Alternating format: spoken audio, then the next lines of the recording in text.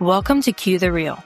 I'm your host, Lindsay Brand. I manifested the life of my dreams and was living the high life until I was fired in the middle of a health crisis, a turning point that rewrote my life. Through my manifestation journey, I found my way back to a different high life, one more aligned with my true desires. I'm always able to find my way through a stuck space. Now, I'm sharing how you can get unstuck and turn life's chaos into opportunity.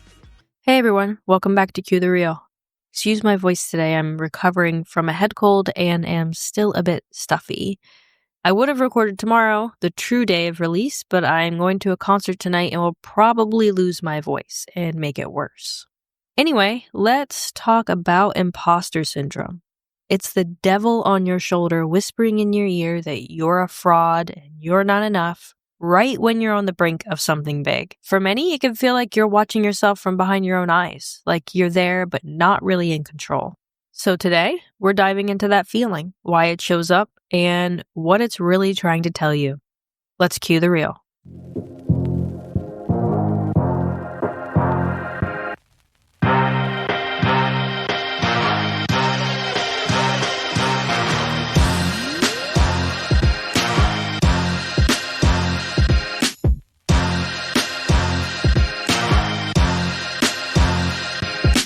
Imposter syndrome doesn't just appear out of nowhere. For me, it usually shows up right when I'm stepping into something bigger, something I've been becoming for a while. Any time in my life that I was about to step into an amazing space, imposter syndrome has crept in and whispered things in my ear that made me second guess myself. Like, who am I to be doing something like this? What if no one cares? When you feel this feeling and you're manifesting something big, you can imagine it as the overlap between the old you and the new you. I like to think of it like the exchange zone in a relay race. Your old self is in the middle of passing the baton to your new self. One is getting ready to slow down and the other is taking off. It feels weird and unsettling because your mind hasn't fully caught up to who you're becoming yet. The tension in this moment, though, is exactly the point. It's a signal that you're growing, that you're on the edge of something new showing up in your life. It is proof of something life-changing. When imposter syndrome shows up in the middle of your manifestation, instead of fighting it, recognize it as evidence that your manifestation is already in motion. It's a signal from the universe that you're becoming who you said you wanted to be. It can feel almost supernatural, like you're standing at the edge of something you asked for and suddenly your system doesn't know what to do with it. Of course that's going to stir up fear. Of course you're going to want to pull back. But that's the moment to lean in, to trust it, because the very presence of imposter syndrome is showing you're already in the middle of a shift. I felt this feeling most when interviewing for a new job. I've felt like a passenger sitting in my body. Words just flow out of my mouth. Not just any words, the perfect words. Stories of past experiences told perfectly without any filler words or backtracking. Words about my capabilities, who I am, and what I've accomplished. Things I haven't thought about in years come up in perfect timing. Everything just flows. A part of me goes, whoa. What's happening here? We haven't done this before. You think you can do this job? This higher level thing? And my subconscious says yes, by absolutely nailing every single interview with me on autopilot. I've felt this in sports as well, in my adult life, and in simple conversations with people, especially my life coach. I find that when I speak with her, it comes out quite often, probably because I'm mainly focused on who I am becoming when meeting with her.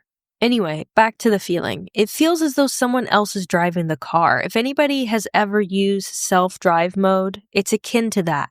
Hands are on the steering wheel, but someone else is making it go. When imposter syndrome shows up, don't rush to escape the feeling. Sit with the intensity of it and let yourself feel it fully.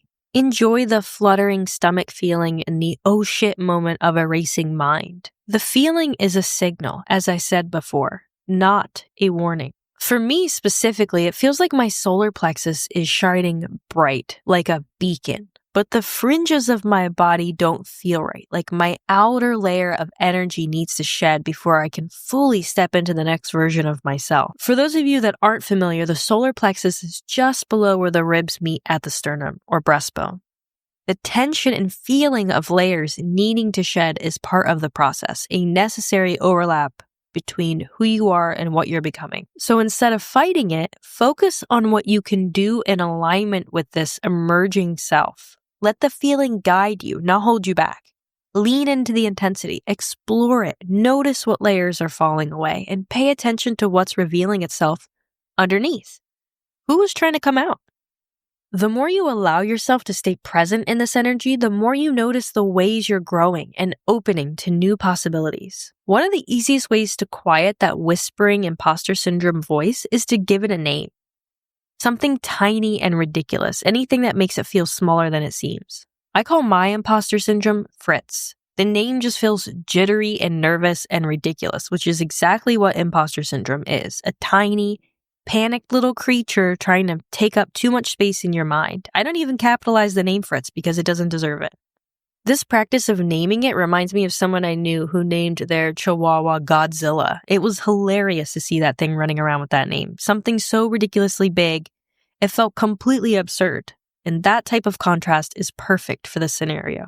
I know people who like to imagine the imposter syndrome voice as a child because you wouldn't listen to a child calling you names and talking you out of who you want to be.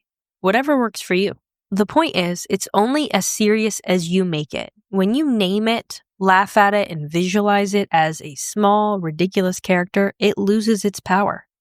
Fritz can jump, squirm, and yell all it wants. It's still tiny and powerless to me. When you do this, suddenly you're free to focus on stepping fully into your next self and letting your manifestation continue to unfold without interference. I hope this is helpful for all of you struggling with this today. It's a seemingly big obstacle until you shrink it down into a tiny character that is easy to step around and ignore. I want to take a moment to truly thank all of you who are listening, seeing your reviews, hearing your messages, knowing that these conversations are reaching you. It is the most meaningful part of doing this podcast. It reminds me why I started Cue the Real in the first place, to create a space where we can talk about the messy yet powerful, real parts of growth and manifestation. Your support doesn't just keep me going, it makes me feel connected to all of you in a way that's bigger than this microphone. It's a reminder that none of us are doing this alone, and that every step we take toward becoming who we're meant to be is a step worth celebrating. In the next episode, we're going to get into something I see so often, how chasing love just pushes it away. We'll explore what it really takes to create the kind of love that flows naturally to you without struggle or stress, and how to open the space for it without losing yourself in the process. Remember, you are not your doubts or your fears. You are the part of yourself already moving forward, already stepping into what you've been becoming. Trust it, follow it, and let it lead you.